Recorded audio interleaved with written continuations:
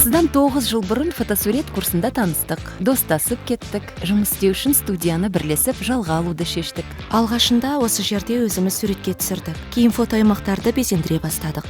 Бастамасы жақсы болды. Кейін студияны жалға бере бастадық.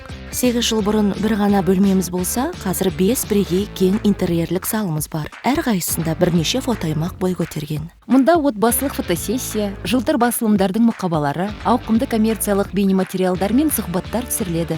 Залдарда барлық қажет жарықтандыру жабдығы, гримерлік бөлмелер, көйлектерді жалға алу бар. Егер клиенттер балалы болса, күтуге арналған ойын бөлмесі, ана мен баланың бұрышы да бар. Бұл жерде кішігірім кофеханада орналасқан. Жұмыс істеу үшін барлық жайлы жағдай жасалған. Жайлылық бұл Каспи Пэй жайлы. Залға алдын ала төлем бойынша бронь қойылады. Бұрын төлем енгізу үшін клиенттің бізге қаражат аударуына тура келетін. Біз ақшаны картадан шешіп, жеке кәсіпкер шотына салатынбыз.